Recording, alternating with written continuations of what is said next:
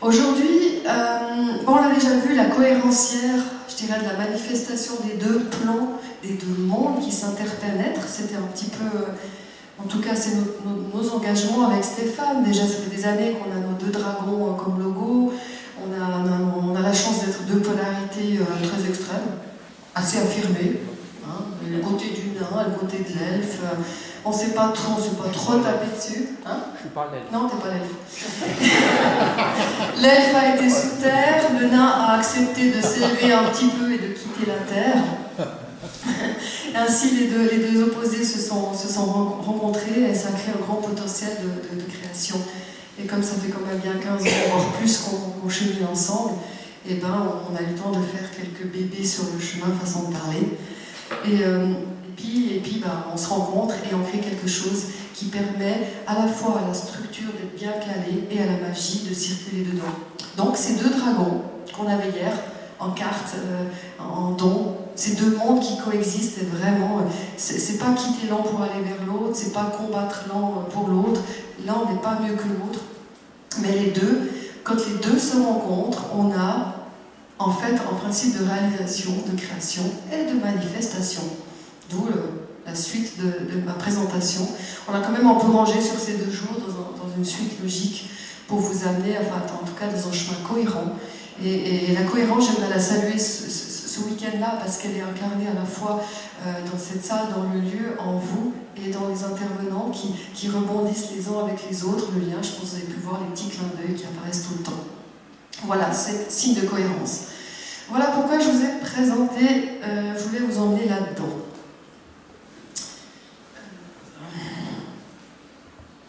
Petit rappel de ce qui avait été mis dans le slide de Stéphane lors du dernier congrès, parce que je crois que ces principes-là montrent justement ce lien.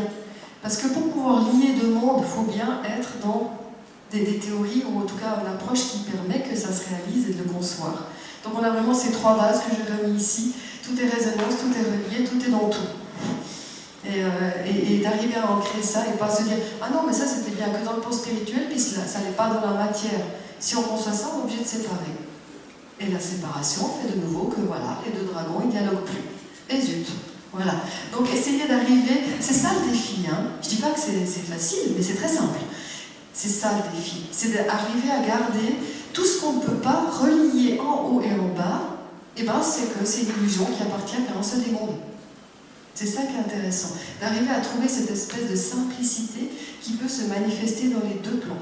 Voilà. Et j'ai aussi remis ça de Stéphane, parce que vous l'avez vu, en fait, quand on a une idée, qu'on a envie de concrétiser quelque chose, on part toujours d'une idée ou d'une inspiration ou d'un projet, et puis après, il y a des choses qu'on arrive à amener dans la matière, et puis il y a des choses qu'on n'arrive pas du tout à amener dans la matière.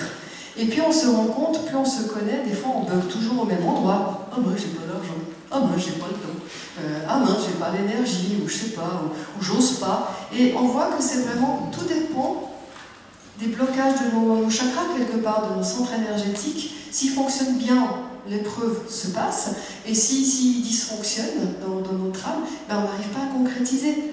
Donc, chaque fois qu'on a quelque chose qu'on souhaiterait voir exister et qui ne se manifeste pas, c'est toujours intéressant, c'est un miroir de soi, de dire, ben voilà, ben je vis ici, je n'ai jamais d'argent, je suis toujours tout seul alors que ce serait un truc à faire avec plusieurs, voilà, puis après je regarde mon chakra orange, ouais, mais je suis dans ma grotte, j'ai peur des autres. Ah ben voilà, t'es tout seul du coup. Voilà, et tout ça c'est des miroirs qui nous enseignent exactement, non pas qu'on est nul, non pas qu'on n'arrive à rien, non pas qu'on échoue, mais qui nous montrent, ok, regarde, pouf, pouf, pouf, range ça, pouf, pouf, pouf, range ça, etc., etc. Et puis l'avantage, c'est que quand, ben, finalement, après, on va chercher à ranger, tout est possible dans les techniques, l'inspiration, ce qui nous fait du bien, et on réessaye, oui, on réessaye, et c'est là que arrivera, en fait, le retour, le signal retour. Notre cerveau ne peut pas fonctionner tant qu'il n'a pas le signal retour. Sinon, c'est une boucle ouverte qui perd de l'énergie. On a besoin tout le temps de retour, de retour, de retour, de retour. Sinon, on reste avec l'ancienne boucle. Voilà. Pourquoi, en tout cas, moi, je mets la persévérance en avant, c'est assez, je suis Capricorne, mais je me dis, j'essaie encore et encore et encore, et j'adapte chaque fois, et à un moment donné, on a le retour qui est déployé. Comme ce congrès-là, où on sent qu'on a passé une nouvelle boucle, et ça se déploie, et comme ça, on peut le valider dans notre petit centre de contrôle, qui dit, eh bien, quelque part, ah, il y a une autre un autre chemin possible. Voilà. Donc c'est pour ça que c'est intéressant ce chemin-là, de l'idée à la manifestation. Et aujourd'hui, j'ai envie de vous emmener plus loin que l'idée. L'idée, ça reste qu'une idée. Un projet, c'est chouette, c'est un projet, on cherche à le concrétiser. Mais le rêve, et si on allait concrétiser un rêve? Et moi, je trouve que... Parce qu'une idée, c'est juste des fois, on a un désir, on suit l'idée. Mais un rêve, c'est plus profond. Ça vient de quelque chose qu'on rêverait de faire. Le rêve nous amène quelque chose d'enivrant, de plus grand que nous, de quelque chose qui nous remplirait de partout. C'est pourquoi je me dis, mais pourquoi n'irons pas finalement concrétiser nos rêves? Vous voyez, dans le rêve, quand on se place dans son rêve intérieur, on a presque... Qu'est-ce qu'on imaginerait vraiment? On a des sensations, on a des émotions, on a même des visions, certains. C'est beaucoup plus, il y a beaucoup plus, entre guillemets, moi j'appelle ça la psy-matière, je sais que ça n'existe pas, mais j'ai l'air d'inventer des mots, ça ne me dérange pas, même si ça dérange certains. Mais voilà, dans ma psy-matière, si j'ai juste une forme, c'est vide. Mais dans ma psy-matière, cette forme, je l'ai remplie d'émotions, je l'ai remplie de sensations, je l'ai remplie de matière énergétique déjà formée. Et là, ça devient déjà plus dense dans ma conception. Voilà. Donc pour moi, le rêve est un bon réceptacle à pouvoir mettre dedans de l'émotion, de l'âme, qu'est-ce qui m'animerait vraiment, des sensations, quelque chose que voilà. Donc, permettons-nous d'envisager, allons jusqu'à nos rêves. Puis, quand j'étais partie, je construisais ma conférence d'hiver. L'hiver, on se disait, bon, on arrête tout. Vous voyez, c'était parfait. Bon, on arrête tout. Puis le rêve, on fait quoi? On fout la poubelle? Ah, flic. Bon, voilà. Et c'est ça le défi, parce que souvent, nos rêves, on les abandonne. Hein.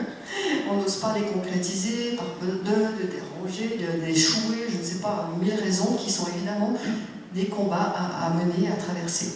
Bref. Ce qui est encore sympa dans l'univers ou dans la vie en général, c'est que des fois on baisse les bras et puis c'est là qu'il arrive quelque chose. Donc ce jour-là, il y a un ding-dong, il y a un monsieur qui sonne chez nous, tu vois. Puis bon, ben voilà, ding-dong, je vous prie, voilà, bonjour monsieur, vous voulez quoi? Et puis c'est un vieux monsieur, à peu près 70 ans, qui dit ah, vous voulez, je vous vends des myrtilles. Pardon, j'ai 50 ans, je me permets de dire vieux, quand tu vois 70 ans, j'ai un vieux de 90 ans. C'est pour préparer psychologiquement, là, c'est tonton. Vieux message. Voilà. Bref, je vends des myrtilles. Puis toi, t'es là, le cerveau, il bug, il fait en plein hiver, des myrtilles, il avait rien dans les mains, il était là, je dis, ah, faut que vous m'expliquiez un peu plus, parce que ça bug. Donc je suis sortie, voilà, au début je voulais pas l'inviter tout de suite chez moi, je suis sortie, j'ai dit, ah, expliquez-moi, les myrtilles. Ouais, je me balade dans la montagne, je ramasse des myrtilles, je les sèche, après je fais du porte-à-porte et je les propose. Ok. Et puis j'ai dit, ok, vous fonctionnez comme ça. Ouais, parce que moi ça fait 6 ans que je fais du porte-à-porte, je vais où le vent me porte, chez vous ça vibrait bien, je suis venu sonner, et puis de toute façon j'ai pas de domicile fixe, et puis voilà, et je comme ça, et je suis sortie du système parce que, voilà, j'ai peur avec tout ça. J'ai dit, mais vous n'êtes pas à la VS, tout ça. Ah ouais, non, mais moi c'est cacahuète, je les laisse aux singes, moi je veux vivre mon rêve. Ok, bon. Allez, entrez, on va causer un moment, quitter un machin sympa, c'était très rigolo. Du coup, ce bonhomme, alors il était complètement, je ne sais pas dans quelle dimension, parce qu'alors il vit vraiment, il est dehors en plein hiver, il fait froid, il est là, mais il a une lumière dans les yeux, mais une lumière. Et du coup, on a papoté pendant une demi-heure, parce que il est occupé à faire des statistiques, donc il ne peut pas faire la place au rêve, alors lui il n'est pas descendu, il n'a même pas dit bonjour, c'est pas grave, moi j'ai pris un moment d'être avec quelqu'un qui avait une lumière dans les yeux allumés, et ça faisait du bien à l'heure actuelle, bref. Et ce bonhomme, je pense qu'il est capable à tout ouvert, à cesser. En une demi-heure, il m'a donné toutes mes réponses que je voulais sans avoir l'air... Enfin, lui, il ne sait même pas qui m'a donné les réponses, un blablabla, à cause de ça, il part dans tous les sens. Puis ça fait schling, toutes les pièces tombent. Bref. Puis il me dit, après voilà, bon, bah qu'est-ce qui est important? Il prend un petit bout de papier, ouais. Il me trace des traits, il dit, bon, on commence par la santé. T'as pas la santé, t'as pas l'énergie, tu peux rien faire. Ok. Une fois que tu as de la santé, tu as de l'énergie, il faut que tu la mettes en mouvement, tu dois t'activer dans quelque chose. Ok. Si tu t'actives trop, t'es crevé, t'as plus d'énergie, tu dois te reposer. Il faut les deux. Simple, hein. Voilà, ok. Et puis, après, il dit, après, t'es tout seul couillant dans ton truc, tu t'embêtes un peu, il faut aller vers les autres. Ok. Relation. Puis après, quand même, tu dis, mais nom de bleu, je m'ennuie un peu en bas, comme ça, il n'y a pas quelque chose de plus grand et tout. Donc il faut concevoir des forces plus grandes, parce que si tu ne les mets pas pour quelque chose de plus grand, l'énergie, elle ne décolle pas. Spirituel, ok. Puis une fois que tu mets quelque chose de plus grand, tu te vois que tu dis, ah, c'est cool, on peut créer nos rêves sur Terre. Ok. Ok. Donc là, c'est pour ça que j'ai mis, je suis partie du postulat de départ et puis le rêve était là. Puis si tu veux te créer ton rêve, il va falloir semer du temps pour le récolter. Sinon, tu n'auras jamais le temps. Ok. Et puis une fois que tu es là-dedans et que tu as tout, puis que tu sais tout créer, de toute façon, tu es dans ton abondance. Et ça régénère ta santé. Simple. Très simple. Ouais. Je dis, ouais, c'est pas con.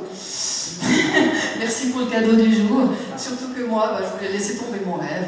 Et donc, c'était voilà. Et puis, j'avais le temps, c'est pas un souci. La santé aussi. Mais vraiment, je me suis dit, le rêve, ça sert à rien. C'est encore mon rêve, machin, mon rêve. Il m'a juste fait le petit coup de pouce. Je reviens juste sur la notion de spiritualité, parce que avant, c'est vrai qu'on comprend bien la partie là, puis après on se dit spirituel, c'est quoi? Surtout que maintenant, c'est parti dans tout et n'importe quoi. Et puis, j'ai juste pris la spiritualité comme une quête de sens, de connexion, de transcendance, qui dépasse la simple matérialité pour se concentrer sur la vie intérieure, l'âme et ses valeurs supérieures. Aussi simple que ça, une définition que quand j'ai pris sur Internet, je dis c'est ce qui résonne et que j'ai envie de vous présenter. Et puis, pour moi, c'est pas compliqué la spiritualité, c'est des choses simples et qui se reflètent dans les choses simples de la vie. Voilà, c'est pas magique. J'ai fait beaucoup d'années de formation de l'esprit, d'état modifié de conscience, puis finalement je voyais mais les prises de tête à vouloir du merveilleux, du plus grand, alors que c'est hyper simple, quoi. Donc voilà, moi je vous invite à simplifier tout ça. Il n'y a pas besoin d'avoir la vision transcendante, il n'y a pas besoin d'avoir le super méga booster ange gardien, j'en sais rien. C'est des choses simples qui résonnent, qui vibrent et qui donnent la force de vivre ici-bas. Voilà, qui sait qu'on sent qu'il y a quelque chose de plus grand en soi et que nos cellules sentent qu'on est reliés au lieu d'être séparés. Je reviens à ce petit schéma et c'est ce qui fait que j'ai rangé un peu, on pourrait dire, vous voyez, on parlait, les deux dragons se sont manifestés hier avec les deux mondes. Quand j'ai fait cette conférence au mois de plein hiver, voilà, j'avais déjà mis les deux mondes. Pour moi, il y a le monde de la matière en bas, le monde de l'information, que j'ai en rouge la matière, en haut l'information. C'est vrai que la santé a de nouveau disparu, mais elle revient. C'est comme ça, il y a des jours avec, il y a des jours sans la santé. Et voilà, l'énergie plutôt. La notion pour être en énergie, de la santé, de l'activité, du repos, on a besoin de bouger, se reposer, c'est comme la respiration. Et puis après, le être en lien commence déjà à faire la reliance avec l'intériorité. Et puis on passe plutôt dans le principe de l'information. Le temps est une information, suivant dans quelle partie du cerveau vous la vivez, c'est pas le même temps. Et quand vous maîtrisez votre temps, pour moi le temps c'est la spiritualité, c'est-à-dire l'art de maîtriser son temps, c'est l'art d'être en lien avec sa spiritualité aussi. Donc c'est intéressant, les périodes de vie, on n'a jamais le temps, ou on ne sait pas, ce temps est mangé par les gens ou pas au bon endroit, c'est qu'on a perdu le pouvoir de notre temporalité. Et la temporalité est la spiritualité pour moi.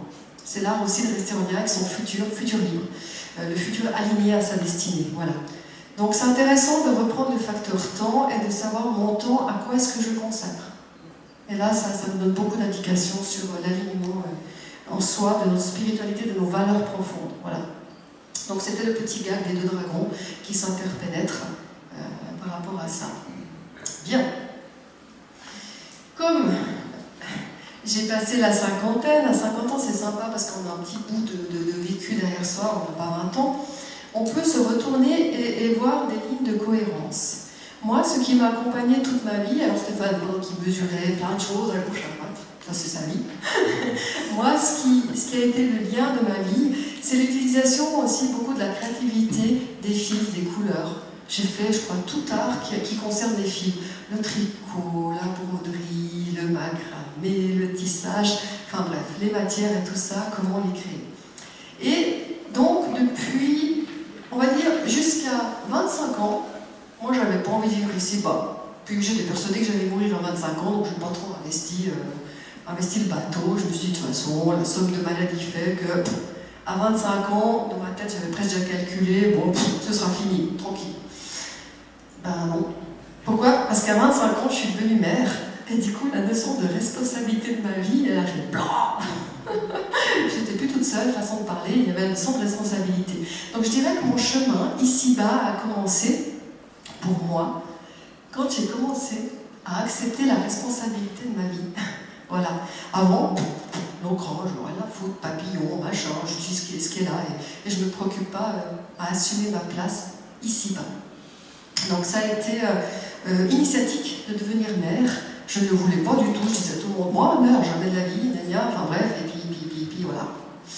Et puis le héros à ULT s'est fait entendre, il faut croire, et puis je suis devenue mère. Donc l'initiation et l'acceptation de la vie a commencé. Donc je vous présente chaque chose, chaque étape, comme aussi un questionnement intérieur pour vous-même, pour votre propre cheminement.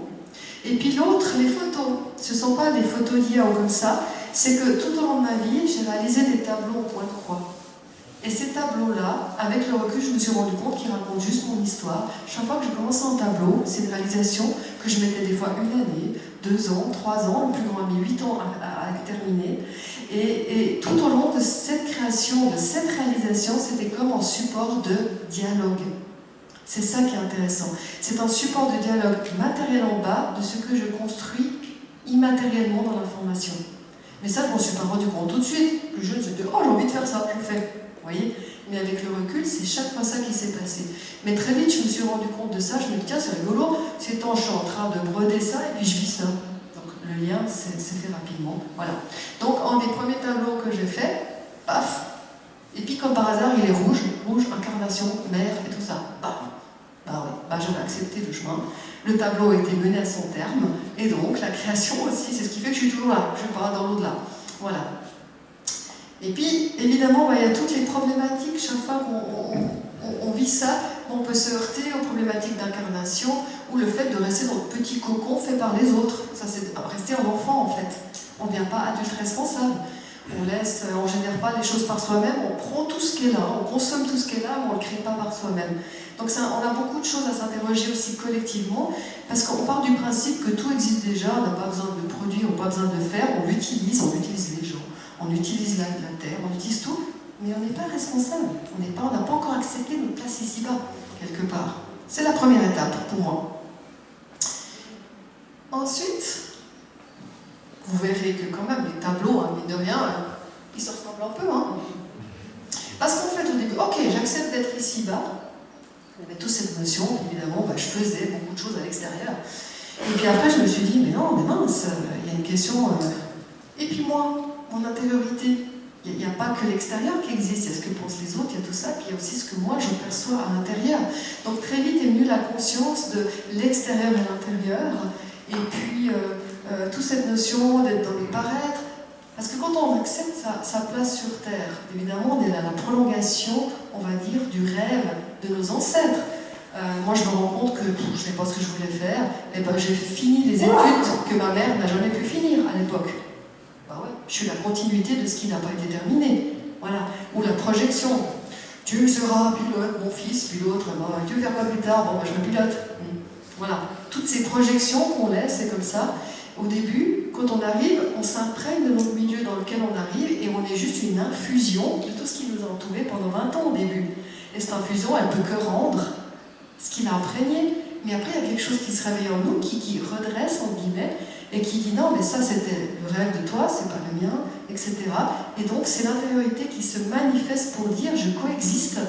Je coexiste avec ce que j'ai reçu. J'ai reçu un socle, mais dedans je l'habite. Et du coup, il y a une autre conscience qui arrive. Voilà. Et chaque fois, je vous ai mis les petits empêchements parce que ça, c'est pas juste dans un parcours de vie linéaire, c'est tout le temps. Si chaque fois on est constamment happé par l'extérieur, on perd la connexion à l'intériorité. Et donc il y a tout ça. Alors c'est vrai qu'avec l'ère du smartphone et tout ça, ça devient presque dramatique. Ce qui fait que finalement, les gens, ils sont à l'opposé de leur rêve et de leur intériorité. Mais vraiment. Voilà. Et puis, le monde d'imagination, vous avez vu hier, on a quand même pas mal restimulé ce pont de l'imagination qui permet, parce que c'est bien joli, je suis comment pour dialoguer avec l'intérieur. Un peu d'imagination, parlez à vos cellules du foie. Salut, cellules du foie, comment tu vas? Faites ça. Enfin, on est obligé d'imaginer le dialogue possible. Et pour ce faire, on a besoin d'imagination.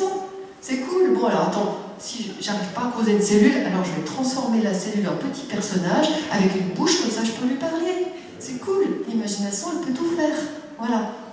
Puis si on est un petit peu moins fermé dans l'imagination, on peut aussi parler de cellules qui n'ont pas de bouche. Tout est possible, la télépathie, elle n'a pas besoin de bouche. Voilà. Mais on va se créer le support qui nous permet le dialogue. Voilà. Mes tableaux ont été en dialogue de longue haleine qui m'ont aidé à, je dirais, à l'incarnation, à la réalisation ici-bas. Et évidemment qu'au début, je les faisais juste par plaisir, et ça, je sentais juste que ça faisait du bien. Quand je brodais, j'étais dans d'autres sensations, d'autres états complètement intemporels. Donc ça créait des espèces qui me régénéraient complètement. Ça me faisait un bien fou. Du coup, je ne me posais pas la question, ça sert à quoi? Je le faisais. Voilà. Et c'est avec les années que je me suis rendu compte que c'est bien plus profond que ça et que ça sert à dialogue. Ce qui fait que les tableaux, au fil que je les ai faits, c'est presque un dialogue conscient. C'est lequel qui m'attire maintenant? C'est cette image. Je vais aller vers ça. J'ai aucune idée de ce qui m'attend dans la vie. Mais je sens déjà la trame se dessiner. Et en brodant mon tableau, je n'arrive pas à broder quand je ne suis pas en cohérence avec ce qui avance dans ma vie. C'est-à-dire que si je refuse tout, ben, je n'arrive rien à broder, rien qui se passe. Et si tout d'un coup il se passe plein de choses, de synchronicité, d'événements, tout d'un coup, je brode et ça se fait tout seul. Voilà. Donc c'est très rigolo de sentir ces rythmes aussi. Voilà. Ensuite, comme je vous l'ai dit, on a conçu l'extérieur, on a conçu l'intérieur, donc il y a une espèce de dialogue qui commence à s'installer, une reliance. Et là, j'avais fait celui-ci. Bon, les photos sont ce qu'elles sont parce que j'ai pas forcément une bonne résolution. Mais ces deux belles sirènes, elles sont identiques. Et puis, elles sont de couleur vert pomme. Donc, il y a aussi une notion de confiance en soi, de confiance dans ce dialogue qui s'installe. Et puis, il y a ce côté aussi, vous voyez, on a déjà ce mouvement qui s'installe de la spirale.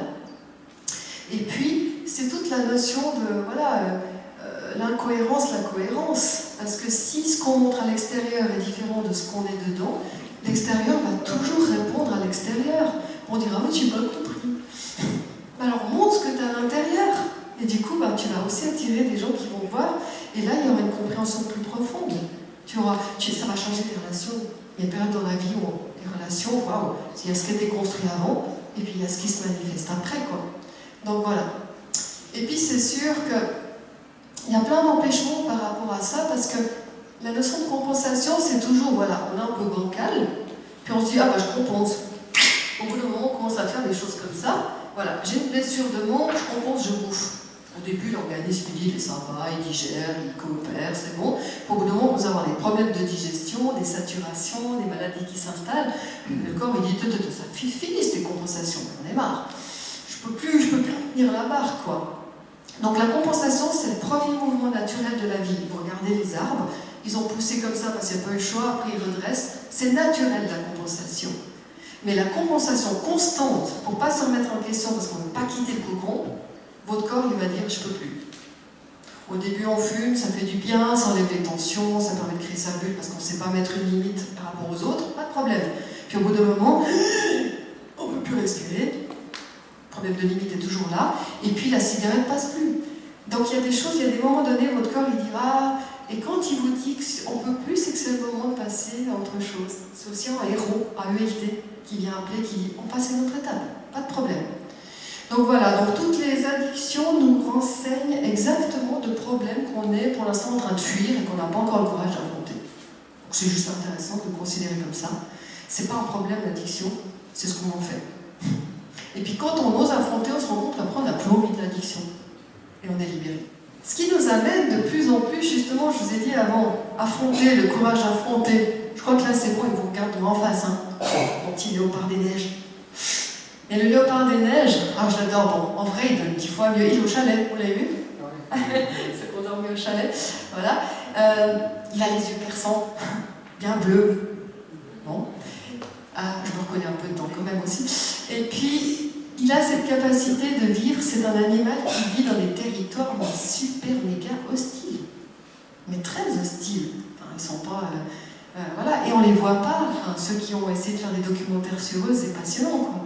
Il y en a, c'est incroyable. Quand vous regardez sur Internet des documentaires sur la panthère des neiges, mais c'est fabuleux, parce qu'il y en a, ils ont passé des mois et des mois et des mois pour capter 3 minutes d'image, quoi. Bref, sacrée persévérance. Cet animal-là est fascinant, c'est qu'il est capable de vivre dans des milieux très très très hostiles. Et c'est vrai que quand on affronte nos limitations, le gardien du seuil hier, eh bien on va dans un milieu très hostile pour soi. C'est pourquoi on ne quittait pas le cocon. Donc il y a un passage comme ça où on va plus loin. Et en allant plus loin, comme ça devient un défi, c'est là qu'on se reconnaît vraiment parce qu'on voit quelles forces sont disponibles ou pas. Je dirais que c'est dans l'épreuve que l'on sait à qui on a affaire. En guerre, en sport, en n'importe n'importe quoi. Quand tout va bien facile, tout le monde est content, tout le monde est sympa. Allez, on passe à quelque chose d'un peu plus costaud, de la survie, hein, Koh-Lanta, une petite guerre, un terrain un peu difficile, un trek où il n'y a rien à manger. Ah, là, les natures se révèlent. Et c'est là qu'on se découvre vraiment qui on est. Voilà. Donc le terrain hostile, il a sa raison d'être aussi. Et ça permet de voir quelle force est en nous, de manière innée, de quelle force on peut mobiliser, laquelle on peut compter dessus. Voilà. Évidemment qu'il y a des empêchements à tout ça, le refus de l'appel de l'aventure, on l'a vu hier, et puis aussi c'est facile de trouver un coupable extérieur, on ne faisait pas ça. Il y a toujours un problème à l'extérieur, c'est facile, comme ça on ne se remet pas en question et on n'ose pas aller dans nos profondeurs. Puis c'est pratique souvent parce qu'il n'y a pas de coupable extérieur. Donc on a tellement d'excuses de ne pas faire ce chemin. C'est facile, quoi. Il y a dit, ouais, mais c'est à cause de la mondialisation, c'est à cause de Trump, c'est à cause de... Voilà. Tellement facile. Voilà. Regardons nos choses en face, on se regarde en face, et c'est pas mal. Bref, j'ai continué avec les félins. Bon, je suis l'année du tigre aussi en astrologie chinoise, alors j'avoue que, voilà, il y a un petit côté qui est revenu. Le tigre, et il est dans l'eau. Un félin dans l'eau, vous me direz. Voilà, c'est ce tableau qui m'a attiré, je l'ai trouvé très beau. Et puis je me suis dit, tiens, allons vraiment en soi. Quand on va en soi dans un milieu hostile, c'est pas nos théories qui parlent. Oui, j'ai appris qu'on peut cueillir, je sais pas, le manioc comme ça. Ouais, non, c'est l'instinct qui va te faire trouver le manioc le plus utile. Donc l'instinct, les connaissances, entre guillemets, elles seront celles qui seront appliquées à travers l'instinct, à travers nos sens, à travers l'expérience du terrain dans lequel on se trouve. Et c'est vraiment ce côté de descendre dans notre cerveau plutôt reptilien, limbique reptilien, pour aller connecter nos forces de survie, nos forces qui nous feront toujours tenir la vie quoi qu'il arrive. Et ça c'est intéressant, c'est des parties du cerveau fabuleuses qui ont aussi des perceptions incroyables, plutôt instinctives, plutôt de régulation même corporelle. Quand on maîtrise égale pas contrôler, hein. Maîtrise quand on maîtrise, c'est-à-dire que on fonctionne avec ces parties du cerveau, il y a la régénération corporelle qu'on arrive très bien à faire, il y a la capacité de vraiment répartir l'énergie où c'est utile. Voilà. Il y a la capacité de libérer des forces bien plus grandes que soi à des moments donnés. Il se passe beaucoup de choses dans le cerveau reptilien. Et donc, on n'est pas dans un monde d'émotions, on est dans un monde sans état d'âme, de structure pure, avec des forces fondamentales. Voilà. La plupart des gens ont peur de descendre dans ces espaces-là, car ils n'ont rien de gentil. La survie, c'est la survie. Quand les choses sont dures, on ne pense pas à dire « Ah, mais après vous, monsieur, après vous, madame, il n'y a pas de politesse, il n'y a pas de dogme, il n'y a pas de choses comme ça, il y a juste « Waouh, je vis ou je meurs ». Et donc ça nous amène dans des forces primaires, souvent qu'on a peur. Voilà, parce que la peur de la mort, la peur de la vie, sont des choses qui nous habitent beaucoup parce qu'on ne sait pas de quoi on sera capable pour continuer notre vie. On a peur de nous, en fait. On a peur que tout d'un coup, on tue notre voisin pour le manger. Quelque part, juste pour vivre, on a peur de ça. Donc visiter son reptilien est intéressant parce qu'après ça enlève des peurs profondes et fondamentales. Parce que justement, on vit des trucs qui fait que on se est rendu compte, non, on n'a pas tué notre voisin, on a trouvé d'autres manières de vivre, de transformer l'énergie en nourriture, on a vécu autrement. Waouh! Donc on a des valeurs. Ces valeurs, on va les chercher tout en bas. Ces valeurs fondamentales qui montrent vraiment qui on est profondément. Voilà. Et puis ça nous amène à des choses au-delà de l'ego, justement, parce qu'il n'y a pas une question d'ego, après il y a juste une question de vie et de mort. On n'est pas dans le personnage qu'on incarne, non mais moi je suis comme ça, non, c'est... Qui es-tu vraiment? Ça se voit dans la crise. Voilà. C'est là qu'on trouve le vrai soi, la vraie image. Et puis si elle est pas jolie, c'est pas en ceci, parce que ce n'est qu'un jugement, être jolie ou pas jolie. Il ne reste que deux possibilités. C'est pas dire ah ouais je suis sympa ou pas sympa, on s'en fout, c'est la dualité. C'est est-ce que je suis capable, est-ce que j'ai la force de m'accepter ou pas, tel que je suis. Ah je pense être un magnifique chêne. Ah non, je suis en hou piquant. Bon, t'es prêt à accepter que t'es en hou piquant? Parce que pour moi le hou piquant il a autant de raisons d'être que le chêne. C'est juste que la tête elle aurait nettement préféré être un chêne, un pommier, un truc plus sympa. Ah merde, je suis en hou. Voilà, et n'empêche que la personne qui accepte profondément qu'elle est en ou, elle pourra faire tout ce que le ou permet de faire sur Terre, il a une raison d'exister. Voilà. Et c'est ça, je dirais, le processus profond de l'individuation, c'est d'aller vraiment vers sa nature profonde par l'accepter tellement, vous l'acceptez tellement qu'elle est sublimée. Et elle n'a plus besoin de se manifester en ombre. C'est quand on n'écoute pas qu'elle crie. Et on progresse du moment qu'on a été vers ce truc un peu rude, en bas, profond. Il y a quelque chose de la sensibilité qui s'installe. Au fil de ma vie, la harpe est venue. Ça fait déjà bien quelques années, comme vous avez pu le voir hier. Mais ce tableau-là, oui, je l'ai fait aussi. Mais la harpe, c'est pas juste je décide de jouer un instrument, je prends des cours et tout ça, et je fais de la musique plus ou moins. Voilà. Non, c'est un instrument psychopompe. C'était accepter toute ma sensibilité. Voilà. Et c'est tout ça qui s'est passé. C'est accepter les vibrations du son qui se propagent en moi. Donc voilà. Et c'est vraiment, quand on passe au paradigme du son, on quitte, je dirais, la forme. Et c'est là qu'on quitte les rôles, les costumes. On écoute ce qui nous habite, en termes d'énergie, en termes de choses. Et puis il n'y a pas une notion, oui, non, mais moi, je suis directeur de, je suis costume, voilà, on a tellement l'habitude de se présenter comme ça.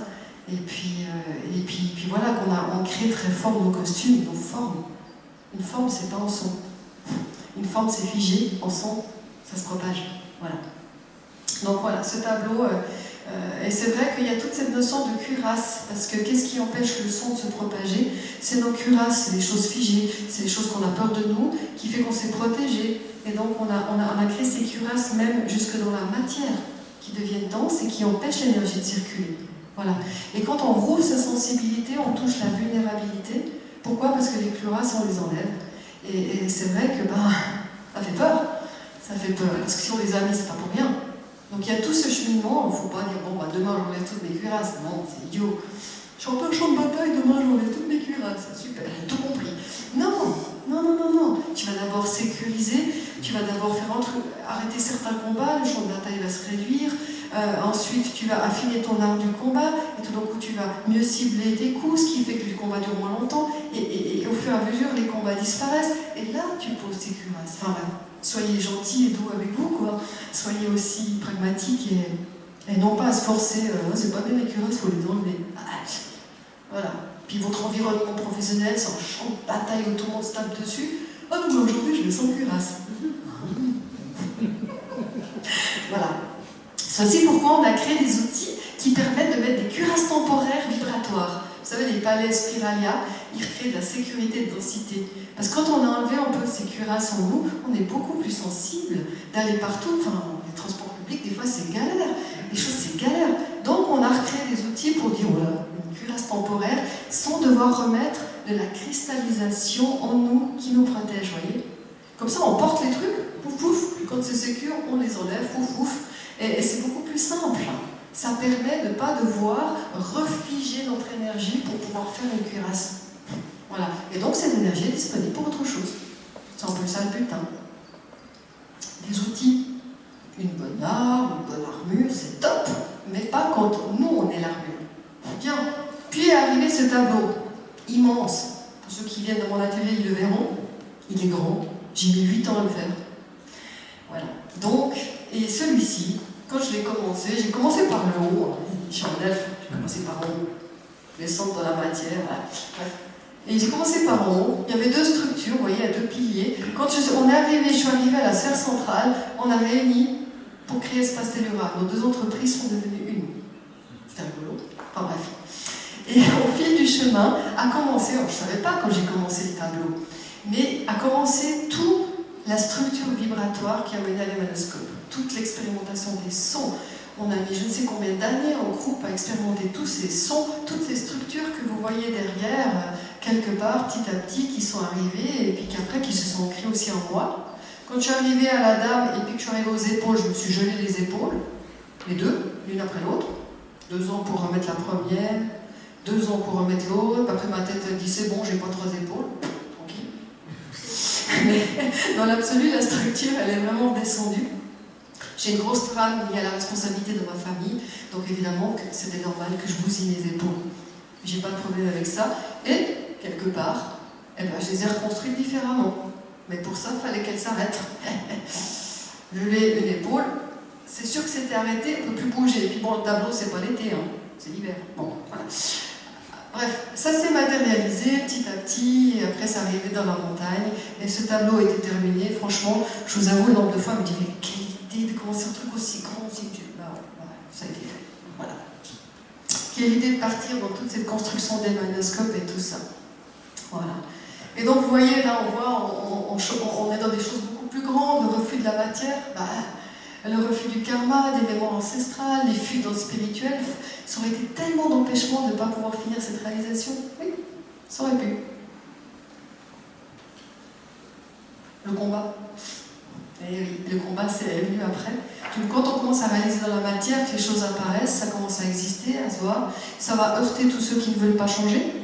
Parce que notre manifestation qui apporte quelque chose doit s'insérer dans des grands cycles et il y aura beaucoup de résistance. Sinon, ce serait déjà là. Si on ne résistait pas, c'est que c'était déjà là. S'il y a eu des ouvreurs de voix qui ont osé manifester des rêves ici-bas, ben, ils se sont heurtés à tout l'ancien qui ne voulait pas que ça change. Et donc, ça amène quelque part un petit combat. Nous, c'était un grand combat qui a duré 4 ans, deux tournées en justice, et hop, 2 tours de manège.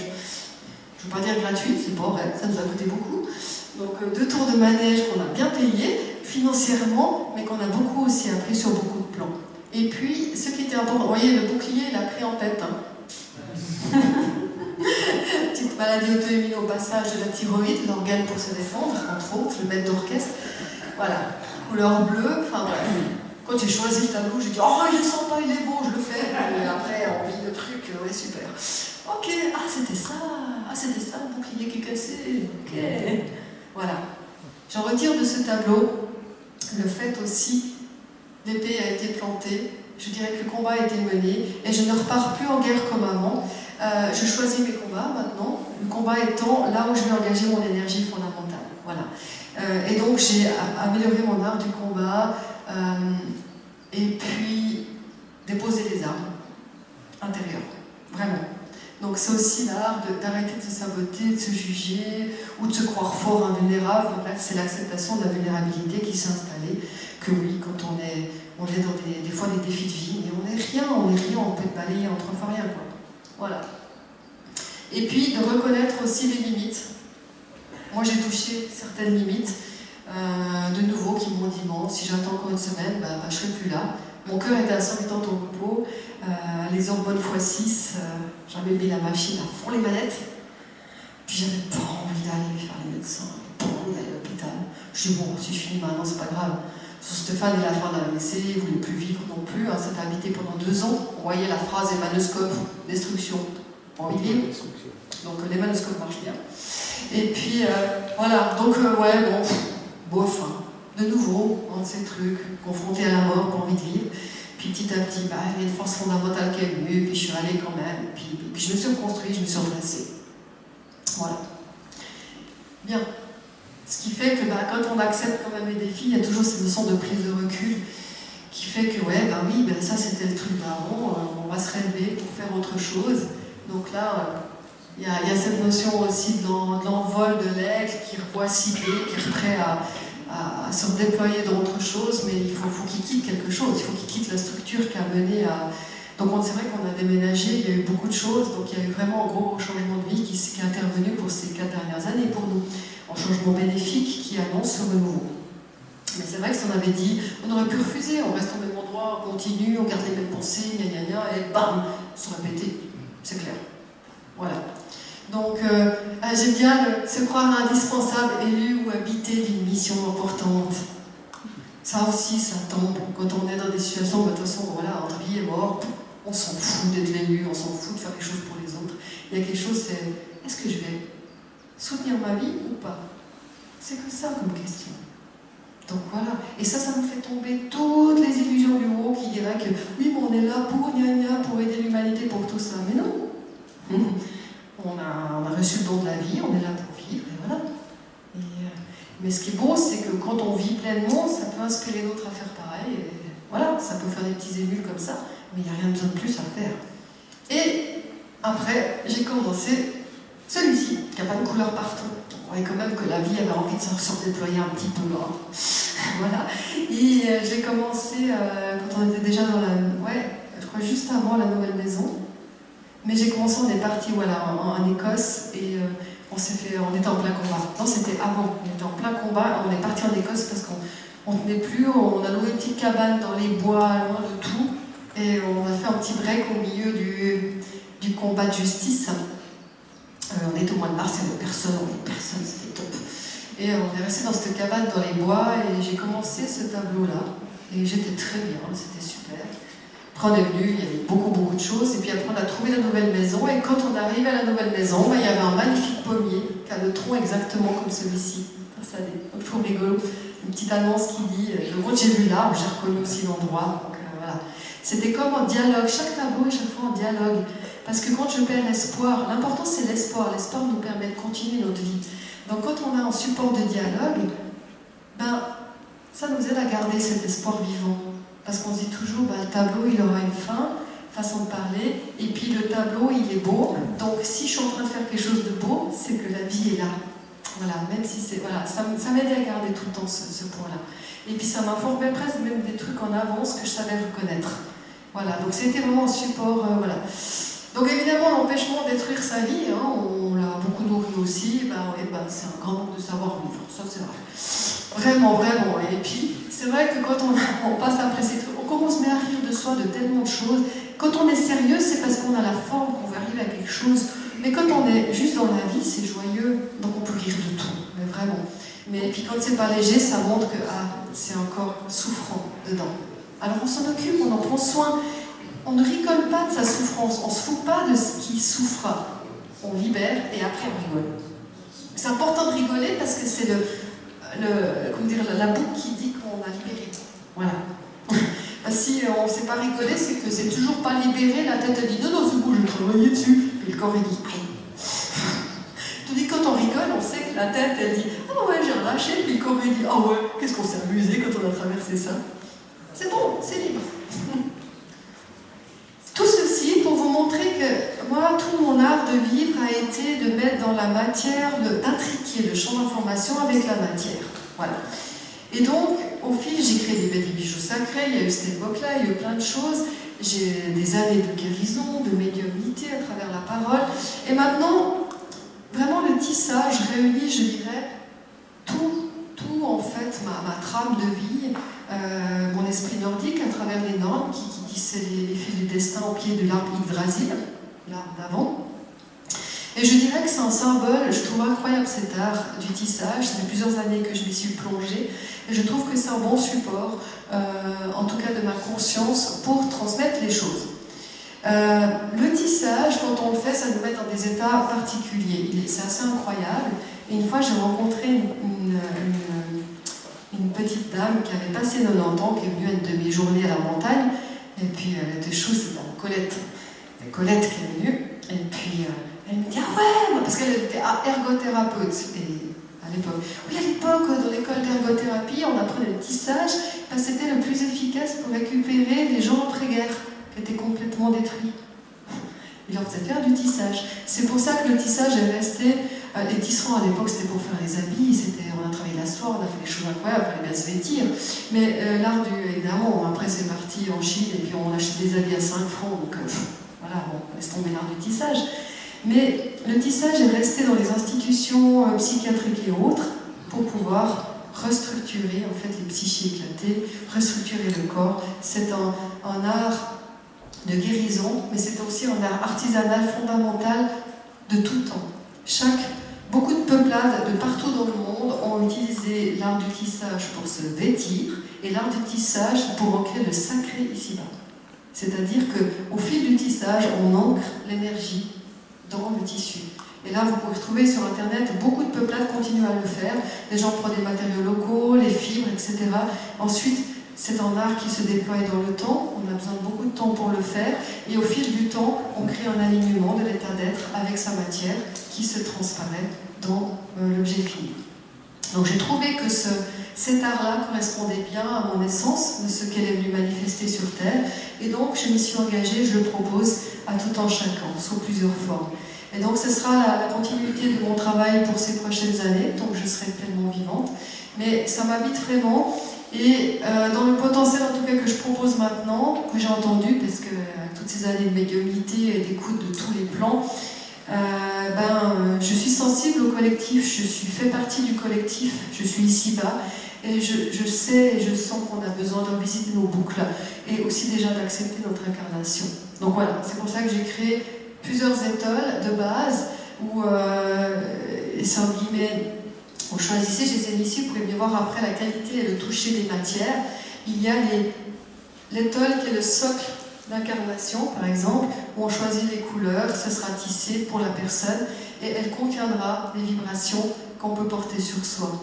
L'avantage par rapport, parce que longtemps j'ai fait de la guérison, hein, j'étais thérapeute pendant des années, mais le soin on le fait, la personne est bien, elle rentre dans son milieu, elle se repère. C'est dommage. L'avantage de l'objet, de la matière, et c'est ça qui est beau dans la matière, c'est que la matière reste, surtout si on en prend soin. Si on la détruit, elle ne dure pas longtemps, comme notre corps. Mais si on en prend soin, voilà, il y aura quelque chose, une vibration qu'on va ramener avec soi, et quand on la met autour de soi, sur ses épaules, eh bien on garde cette vibration, on ne se repère plus. C'est intéressant. J'ai appelé étole les tisserands, on va dire, purs et durs. Et non, c'est pas une étole, ça va faire 60 cm de large et 2 mètres de long. Non, non, la base de l'étole, ça vient du Romain Stola, où à l'époque, ils avaient ces toges qui montraient leur fonction. Puis on a gardé que la bande pour le liturgique, pour instaurer le sacré. Donc moi, j'ai repris cette notion-là. Et c'est vrai que c'est pas un foulard qu'on met et rien. Quand on le porte sur soi, on le porte d'une manière, il y a cette vibration qui habite et qui s'installe. Et ici, on a notre thyroïde qui donne des informations dans tout le corps. Donc quand on porte quelque chose ici, ça se manifeste partout dans la matière. Voilà. Et puis l'autre écharpe-châle, comme j'en porte un là, et j'en ai mis en deuxième, c'est le cocon pour l'âme. Bien sûr, chaque fois, je choisis les matières en adéquation à ma création. Donc là aussi, quand vous créez quelque chose, vous manifestez votre rêve ici-bas, essayez d'incarner cette cohérence. Oui, je vais créer un cocon pour l'âme, et puis je prends un fil qui pique, qui est horrible et qui gratte. Voilà. Ou oui, j'aimerais un endroit qui est plus en lien avec les gens, parce que j'ai besoin de me relier aux gens, et je prends une cabane au fond des bois, il n'y a pas d'accès. Voilà, donc c'est ça aussi la cohérence jusqu'au bout. Donc les matériaux ont été cherchés, donc chaque fois j'ai été jusqu'à trouver le bon matériau qui vibrait, qui résonnait, qui allait dans le sens de mon rêve de création. Et puis l'étoile de tissage du destin, je sais qu'il y en a déjà beaucoup, j'en ai déjà fait une 50aine pour des gens ici et là. Tu en as une aussi que tu as ici, entre autres. Et là c'est vraiment simplement, quand des gens connaissent ou sentent ma vibration, ils me font confiance, et pendant 3 jours on part en intrication quantique. Et là, moi je suis totalement libre de ma médiumnité, et comme vous l'avez vu, je suis libre de ma parole aussi, je dis ce que j'ai à dire. Donc j'invite surtout les personnes à attendre d'être prêtes. Et pas de se dire, oh, je vais faire ça, je ne sais pas quoi faire cette semaine, parce que c'est un peu... Je suis un héros AULT qui ne mâche pas ses mots, et qui va rester planté jusqu'à ce que la personne parte. Voilà, c'est un peu ma nature, c'est comme ça. Et donc j'ai une médiumnité percutante, directe, et c'est tout. Quand j'appelle un chat, c'est un chat. Je ne passe pas par 4 chemins. C'est ma nature, mais elle est connectée non pas dans l'envie de vouloir changer la personne, mais dans l'envie de casser la limitation de la personne pour qu'elle s'installe dans son potentiel plus grand. C'est mon seul axe d'action. Voilà. Je ne vais jamais dire à un ou, oh il est horrible, je le coupe. Mais si le ou il crevote parce qu'il n'ose pas piquer, je dirais mais non de Dieu, tu vas piquer. Voilà. Et donc la nature, voilà. Donc ma percussion de médiumnité ou de parole a toujours cette intention-là en arrière-plan. Voilà, je voulais vous partager tout ça parce que moi, c'est mes créations, bien sûr, mais tout le monde a cet axe de vie-là. Et si vous ne l'avez pas encore, d'inviter en support du dialogue, ça peut être votre maison, ça peut être vos relations, votre famille, comment vous construisez, ça peut être vos animaux, ça peut être peu importe. Vous avez un axe dans lequel vous vous sentez bien, dans lequel le temps disparaît, vous êtes pleinement là à vivre votre vie. Et ça, c'est votre axe fondamental.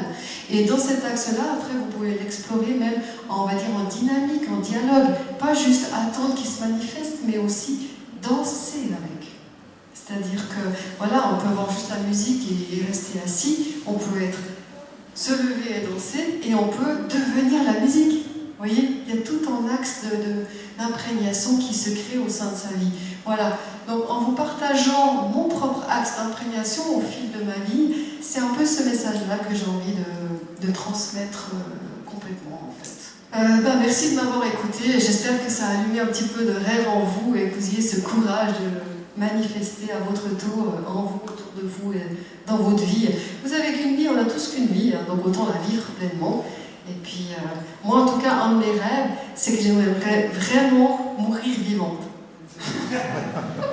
Voilà, si j'arrive à ça, et que je me présenterai devant Anubis et qu'il met mon cœur sur la balance, ça c'est depuis que j'ai, à 11 ans, à l'école, on m'a fait la mythologie égyptienne, j'ai dit « Oh, j'adore Anubis !» Et quand je me mettrai devant lui, je poserai mon cœur et il sera léger comme une plume. Si j'arrive à ça, wow, j'aurais réalisé ma vie. Ça m'a un peu habité depuis que j'étais enfant, ça m'avait marqué, quoi. Et donc voilà, et donc c'est cette sagesse qui m'habite et puis que je vous transmets à travers mes propos. Merci de m'avoir écouté. Qu'est-ce qui m'anime vraiment dans le monde vibratoire? Les trames, les boucles, les choses qui se répètent, les choses qu'on voit sur plusieurs générations, les choses même qui viennent du plus profond de l'humanité et qui nous habitent à nouveau et qui continuent de nous habiter et qui habiteront ensuite après nous. Ça m'anime. Et avec tout notre parcours qu'on a fait avec Stéphane, on a fait des choses incroyables où j'ai pu vraiment les voir, les synchronicités, les choses, ouais, l'intrication de ces deux mondes m'anime profondément.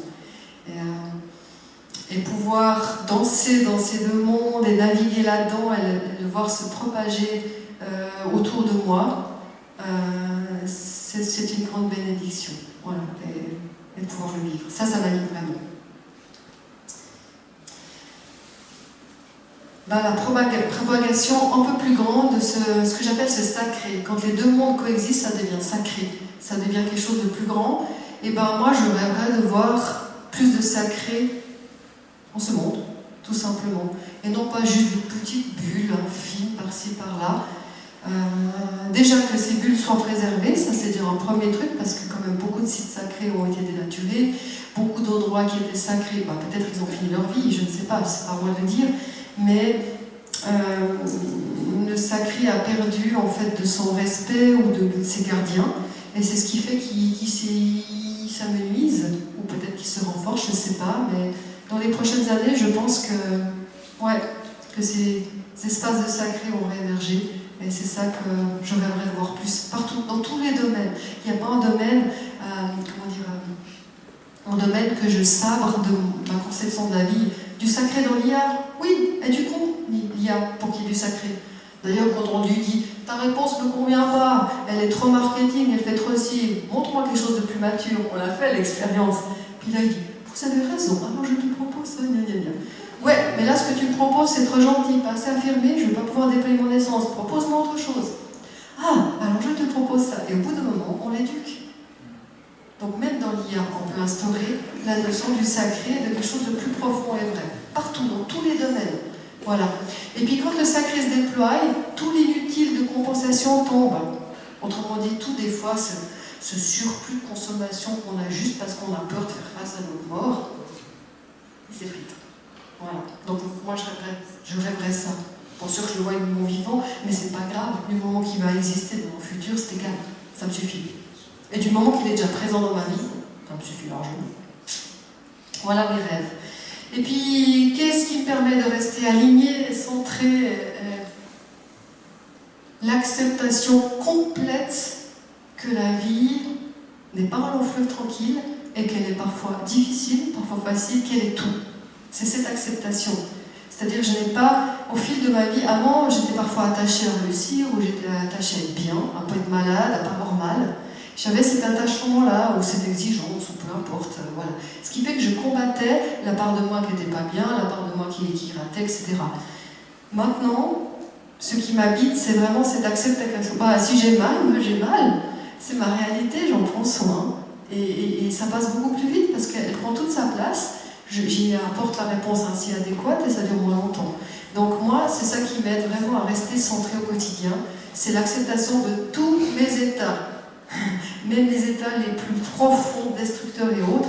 Et c'est pas toujours facile, mais tant que je résiste, je suis pas bien. Donc, je m'emploie à accepter, et accessoirement, un lieu de vie incroyable qui m'aide avec un jardin, la musique, vous l'avez vu.